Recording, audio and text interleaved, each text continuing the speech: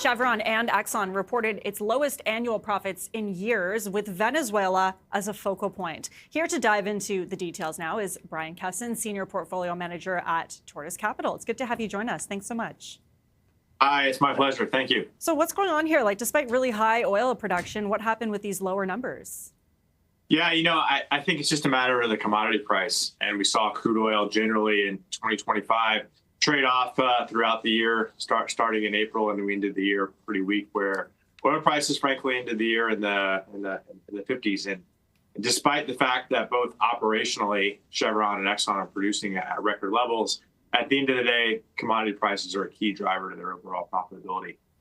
It's also hard at this point to talk about these two companies and not talk about Venezuela, right? And what's happened over the course of the last couple of weeks. And Chevron talking about that too, pointing to Venezuela's promise of more oil in the future. What do you make of what these two companies maybe have in terms of their future in Venezuela? Yeah, no, it's going to be very topical for both their conference calls. Obviously, Chevron still has operations in Venezuela. They appear to be pretty optimistic that they can bring at least 50% of their current production, add to that in a pretty meaningful way. But it is not very short term. It's over kind of an 18 to 24-month period. I think Exxon's probably an even bigger question mark, given the fact that they're not in Venezuela today, and they think that obviously they're going to need security and some investment guarantees over the very long term in order to re-enter the region. So it remains interesting. It's a great opportunity, but there's a lot of factors that will go into their decision on the future.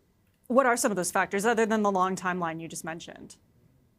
Yeah, I think in both cases, or a couple of times now, Venezuela has nationalized their assets.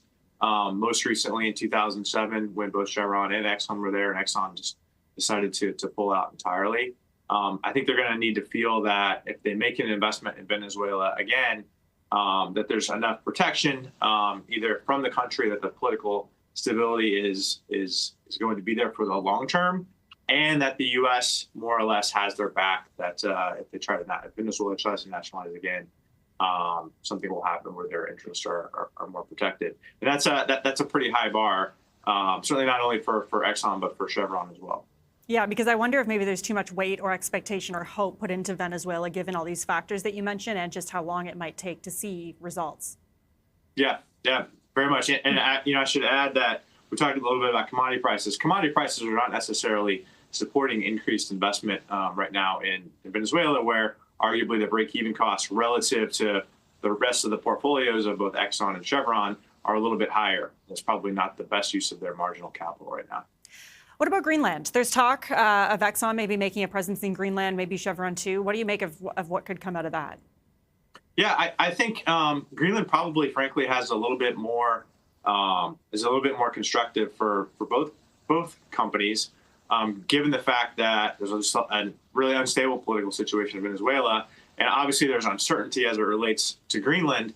But working with Denmark and other European nations, seemingly it's in everyone's best interest not only to explore for oil and other energy commodities, but even broader minerals. So I think the outlook there is a little bit brighter. What about the Permian Basin? When we're talking about Exxon's Permian Basin, what's the latest there? Is there still a lot of output coming there?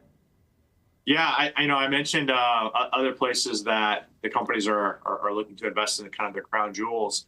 And Exxon highly covets their Permian operations. In fact, they reported a quarter ago that they were going to continue to increase production in the Permian Basin, targeting 2.5 million barrels per day by 2030. On the conference call, we expect continued support of that.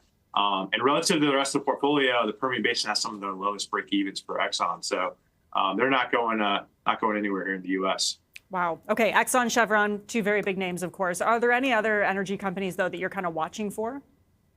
Yeah, another one, not necessarily a producer, given the fact they're tied to commodity prices, and we're constructive on that. But one that we do like, natural gas pipeline company Williams. The Williams Companies has arguably the most valuable pipeline in the U.S., transporting natural gas from the Gulf Coast all the way up the Atlantic seaboard, actually into the New York City area. And they're really trying to use all of their assets and their expertise not only to transport natural gas, but are asking how can we help bring more power to be it data centers or transport more natural gas for LNG export. And we just think that they're being a little bit more creative than some of their peers are in bringing more power to bear. Mm-hmm. Constellation Energy, that's another one you're watching out for? Yeah, Constellation Energy, they're an independent power producer, meaning that they have the ability to benefit from higher power prices. And we look across the U.S., particularly in the Northeast and then the Mid-Atlantic region, and recognize that reserve margins are pretty thin and have a very favorable view on power prices as demand increases between now and 2030. I'd also add, it's been very cold recently. People are using a lot of power, and power prices, especially at the spot, has really spiked just here in the first part of the first quarter. So I would expect some outsized profits from Constellation in 1Q. And just quickly, your last company that you're watching for, you say this is the largest exporter of natural gas in the U.S. Yeah, that would be Cheniere Energy. The ticker there is very appropriately LNG. Not only are they the largest exporter in the U.S. today, largest publicly traded exporter in the world, and they're not just staying where they're at. They continue to grow their LNG export capacity, and they're able to do that, frankly, without issuing any new equity. And in fact, they have a very sizable share buyback program. They're going to continue to grow their dividend, all the while being an investment-grade company.